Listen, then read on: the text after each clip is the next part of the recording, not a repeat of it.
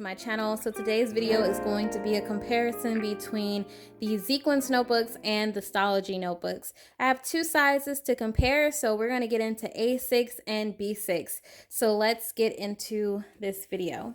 So these two notebooks that we're going to compare first are the A6 versions of both brands. So on the left is the Zequenze, or I'm sorry, the Stalogy, and on the right is the Zequenze notebook. So we're going to do the Zequenze first. So exterior wise, this is a soft cover. It's a 360 design and it has more of a leatherette feel. So by that I mean the cover just feels like a nice smooth leather, but it's not real leather, so don't worry. For anyone who may be worried if this is and you're vegan, this is not leather by any means.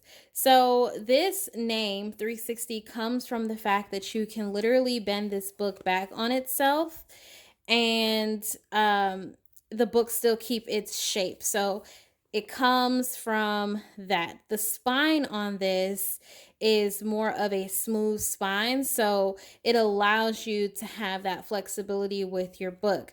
Now, if you were to lay this book flat like this, it's not going to lay typically flat. So you may have to break this down a little bit in order to get that feel. Also, just to quickly note that I find this to be, I'm trying to get to the section where it happened. I find this to be very much important to discuss because I have watched videos where people had concerns with pages coming out.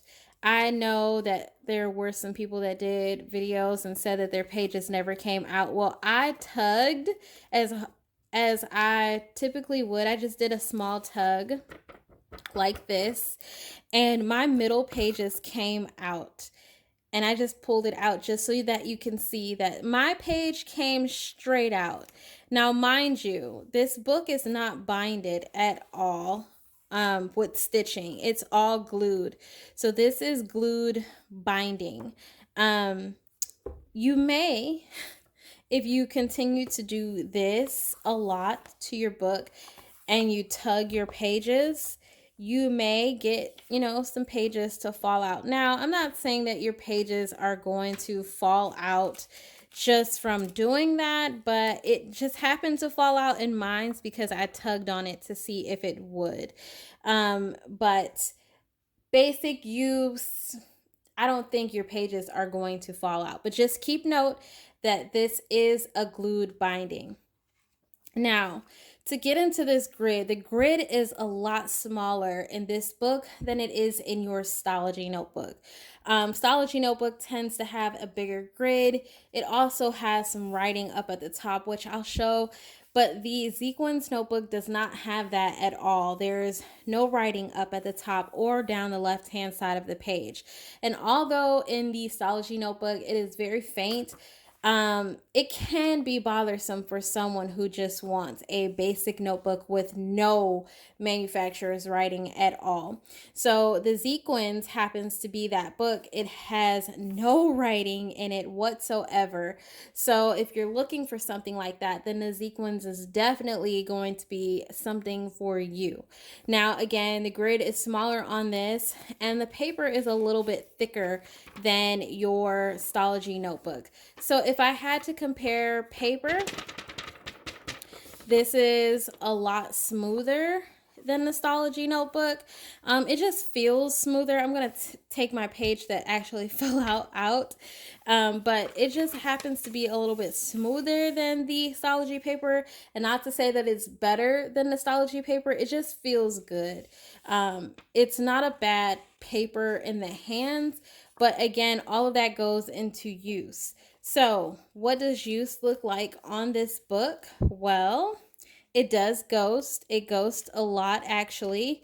If I can get into pages that I've used, this book does ghost, and you are going to get some bleed through. So this was a page that I did last year, and obviously you can see that there's some ghosting happening here. I did a slight pen test in the back of this book earlier this year, And as you can see, again, some ghosting from some markers. I did a 1, 2, and 3 pass with the marker. So 1 pass, 2 passes, and 3 passes. And as you can see, the line gets a little bit darker each pass. And also you start to see where it might try to bleed through a little bit. So that's something to note. Also, pens that I used on here, they did really well. Nothing really took too long to dry. I used a ballpoint, gel pen, markers, and yeah, pretty much. And I would not, I repeat, I would not use fountain pen on this because it is going to bleed. I happen to have a Zebra fountain pen. It is like a metal fountain pen. And as you can see, it definitely bled through to the other side of this page. So I would definitely not use fountain pens on the Zequenze. I would stick to a ballpoint pen or a basic gel pen of some sort, but nothing more than that because this cannot take it. I also have never used watercolor on it, but if it is doing this with just my markers, I don't know if watercolor would hold up to this paper or if this paper would hold up to the watercolor. So again, something that I wouldn't use, but I can't really speak on that because I haven't used that kind of medium in my books personally. So again, that's this. 200 sheets for this book, 400 pages. So it's a hefty little guy. Like, this is a chunky book. It feels really good and lightweight. So if you're someone who's worried about like heaviness, this feels really lightweight and feels like you can easily, feels like you can easily toss this around in your hands and not really worry about it. So I would definitely say the Zequenze is a good book, but it is not all the way my favorite. It's just the fact that it has so many pages, which is very appealing, and the smaller grid. Those are my two selling points, the grid and the sheets. Other than that, it's nothing really much more that I care about the book. So let's move on to the A6.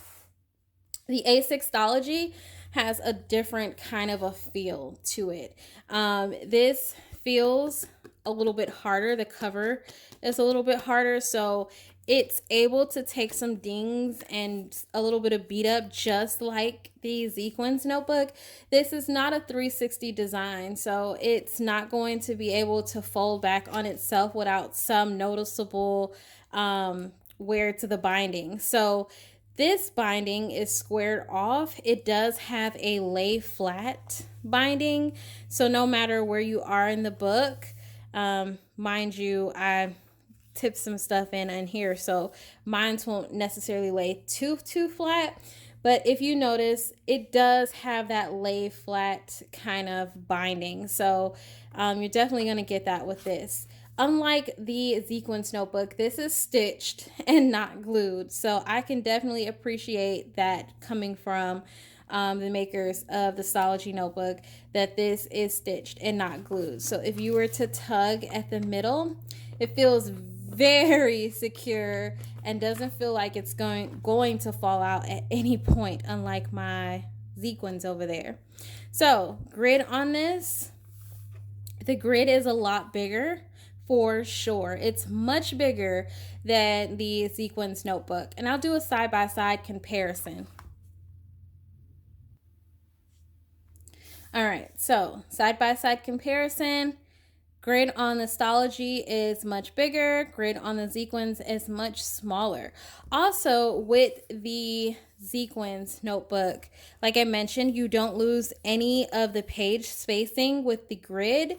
On the Stalogy notebook, you happen to lose a little bit of spacing with that. So because this grid does not go all the way to the top or to the bottom, you do have a little bit of spacing there because this book was designed to be a one-day, one-page book, hence the name 365. So just note that if you are worried about this, you're not going to have any grid there. Most people typically write over that or ignore it because it is so faint.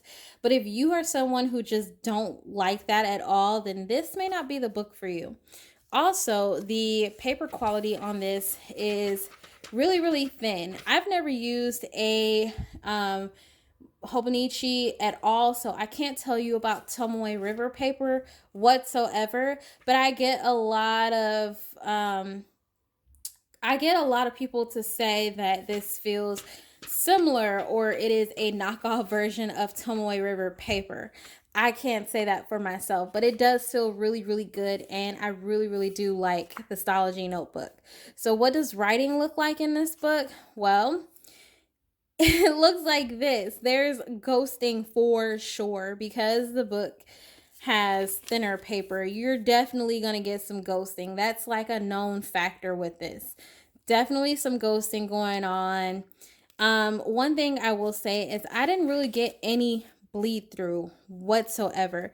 Now, when I did some of my journaling pages with the RSVP ballpoints, you can kind of see where my pen stalled a little bit, and there's like ink splotches like right there. Those kinds of things did happen to transfer over to the back of the page, but it didn't bother me because I just literally wrote over the page. Let's see if I can kind of show you.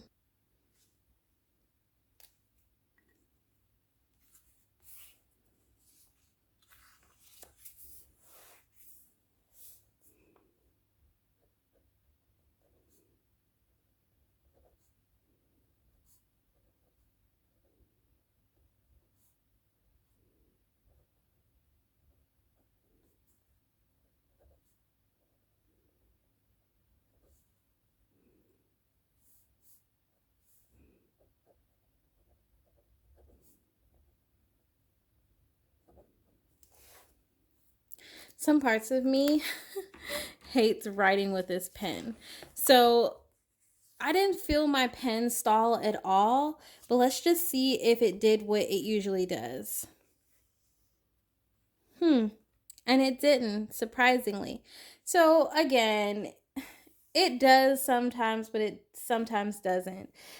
Usually this pen stalls a lot, and I'm able to see like a little bit of the ink transfer just using this pen alone, but this happens to be really, really good. So again, this paper I don't really have too many problems with. I did have a little bit with the pen, but other than that, not really. So yeah, that's the difference between paper quality and exterior. So let's get into the sizing. Oh, but before we move into paper or sizing, let's talk about the color of this paper really fast.